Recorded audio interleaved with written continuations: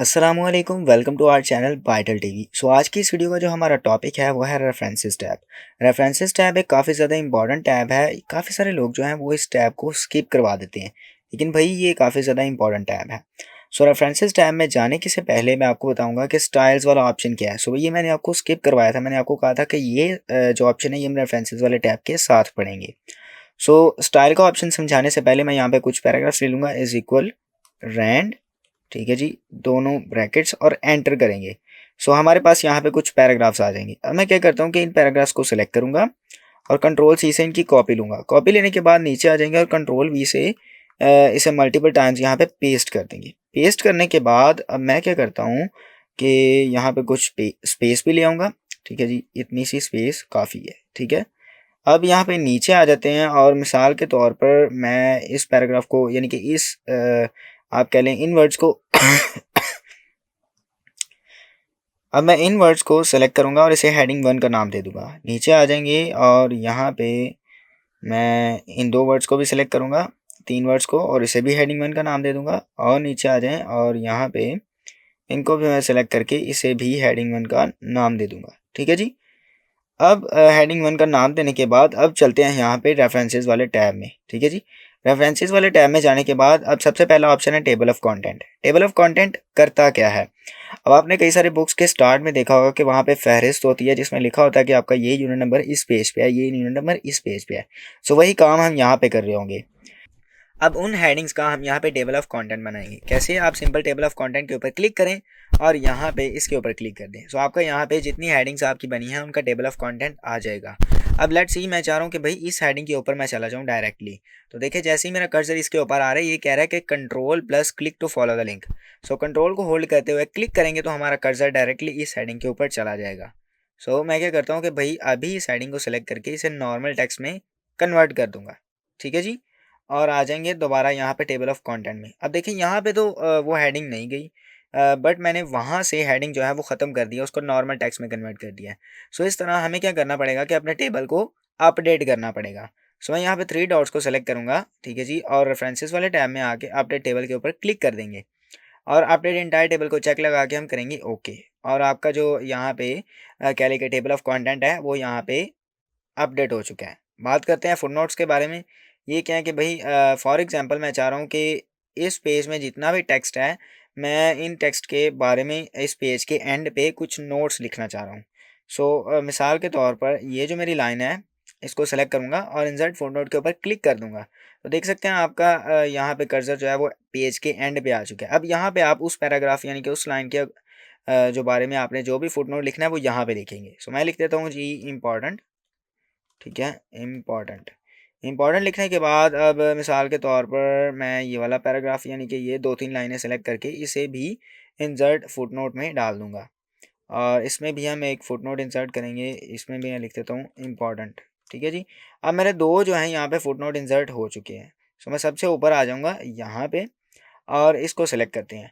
अब मुझे नहीं पता कि भाई मेरा सबसे पहला जो फुटनोट है वो मैंने किस पैराग्राफ को यूज़ करते हुए दिया था। ठीक है जी। मैं सबसे पहले आ जाऊँगा और नेक्स्ट फुटनोट के ऊपर क्लिक करेंगे। आपका कर्सर डायरेक्टली वहाँ पे चला जाएगा जहाँ आपका फुटनोट है। देखिए यहाँ पे छोटा सा वन लिखा हुआ है। जैसे ही मैं इस वन के ऊपर अपना कर्सर लेके जाऊँगा और ये मुझे ओवरलैप करवा देगा कि भाई आपने इस पैराग्राफ के बारे में जो नोट लिखा है वो ये वाला है। ठीक है जी।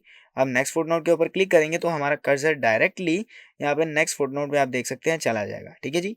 लेकिन अगर मैं अपने नोट्स को शो करवाना चाह रहा हूँ तो शो नोट्स के ऊपर क्लिक करें। आपका कर्सर जो है डायरेक्टली आपके नोट्स के ऊपर चला जाएगा। अब यहाँ पे जो इंपॉर्टेंट ऑप्शन है वो है भाई सिटेशंस एंड बिब्लियोग्राफी। अब सिटेशंस एंड बिब्लियोग्राफी आपने कई सारी बुक्स में देखा होगा कि जो राइटर होते हैं वो एंड पे अपना रेफरेंस देते हैं कि भाई ये किताब हमने लिखी है और कितने दिन में लिखी या जो भी। ठीक है जी, वो अपना रेफरेंस दे रहे होते हैं। यहाँ पे हम अपना भी रेफरेंस दे सकते हैं। एग्जाम्पल के तौर पर मैं यहाँ सभी पेजेस के एंड पे आ जाऊँगा यहाँ पे, और यहाँ पे आने के बाद अब सबसे पहले हम इंसर्ट सिटेशन के ऊपर क्लिक करते हुए अपना एक सोर्स ऐड करेंगे। इसके ऊपर क्लिक करेंगे और क्लिक करने के बाद यहाँ पे क्रिएट सोर्स का पैनल ओपन होगा। अब वो हमसे पूछेगा कि आपका जो सोर्स है उसकी टाइप क्या है। मैं कह देता हूँ कि भाई हमारा जो सोर्स है वो एक बुक है। आप इस एरो पे क्लिक करके अपना सोर्स चेंज भी कर सकते हैं। अभी मैं बुक सेलेक्ट करूँगा और यहाँ पे ऑथर का नाम लिख देता हूँ, एग्जाम्पल जी जेम्स डी। ठीक है जी। और टाइटल में लिख दूंगा व्हाट इज MS वर्ड। ठीक है जी। और नीचे आ जाएंगे ईयर, यहाँ पे लिख देते हैं 2024 और सिटी में लिख देता हूँ लेट्स सी गुजरानवाला। ठीक है जी, और इसे कर देंगे ओके। ओके करने के बाद अब यहाँ पे आप देख सकते हैं सिंपल सा हमारे पास फॉर्मेट आ चुका है। सो मैं इस फॉर्मेट को सेलेक्ट करते हुए एक पर्टिकुलर जो है उस रेफरेंस में चेंज करूँगा। इसको सेलेक्ट करें और बिब्लियोग्राफी में आके इसे रेफरेंसेस के ऊपर क्लिक कर दें। सो आपका ये जो सिंपल सा फॉर्मेट था ये एक पर्टिकुलर प्रॉपर रेफरेंस में कन्वर्ट हो चुका है। ठीक है जी, अब बात करते हैं यहाँ पे कैप्शंस के बारे में। ये भी काफ़ी ज़्यादा इंपॉर्टेंट ऑप्शन है। ठीक है जी, कई सारे लोग आपको ये करवाते नहीं। अब कैप्शंस क्या कर रहे होते हैं, आपने देखा होगा कई सारी बुक्स में जो है वो उन्होंने पिक्चर्स दी होती हैं। सो उन पिक्चर्स के नीचे लिखा होता है फिगर 1, फिगर 2, फिगर 3, फिगर 4। यही हम यहाँ पे करेंगे। सो मैं क्या करूँगा, यहाँ पे पिक्चर्स की बजाय लेट्स सी कुछ शेप्स ले लूँगा। ठीक है जी, यहाँ पे इंसर्ट में आएंगे, शेप्स के ऊपर क्लिक करेंगे और मैं एक ले लूँगा रेक्टेंगल और यहाँ पे नीचे आएंगे, यहाँ पे मैं एक और रेक्टेंगल ले लूँगा।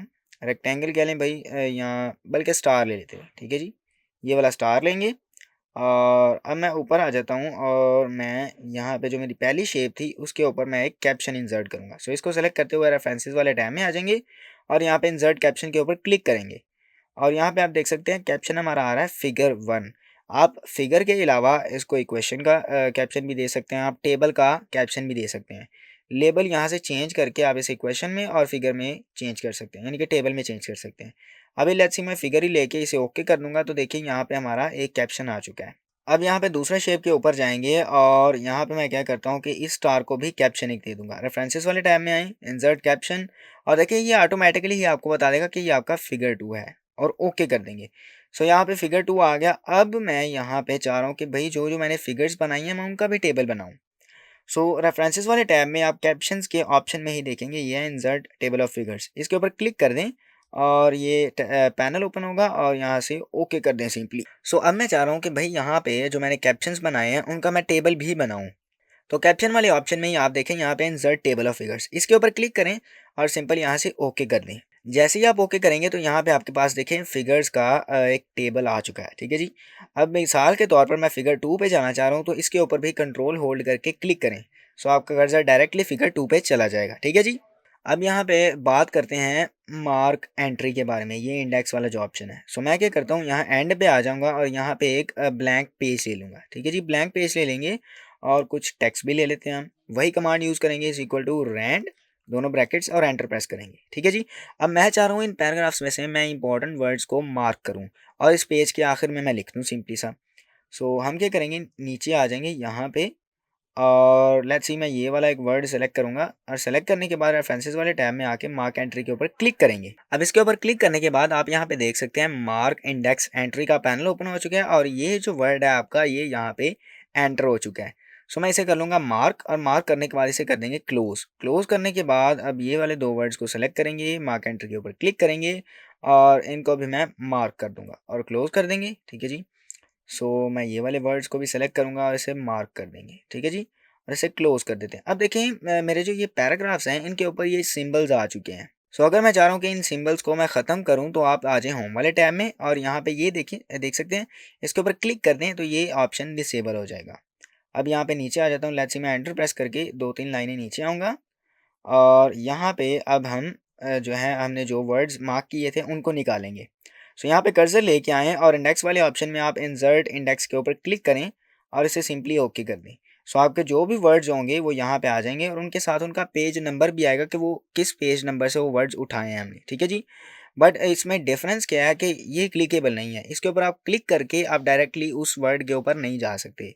बट टेबल ऑफ कंटेंट और टेबल ऑफ फिगर्स में आप ये कर सकते हैं, कंट्रोल को होल्ड करके क्लिक करें और आप डायरेक्टली उस टेबल ऑफ फिगर या उस फिगर और उस हेडिंग के ऊपर जा सकते हैं। ठीक है जी, लेकिन इसमें ऐसा कुछ नहीं है। सो आई होप ये वीडियो आपको पसंद आई होगी। अगर पसंद आई है तो प्लीज़ लाइक करें, शेयर करें दोस्तों के साथ और अगर सब्सक्राइब नहीं किया तो प्लीज़ सब्सक्राइब करें। Thank you.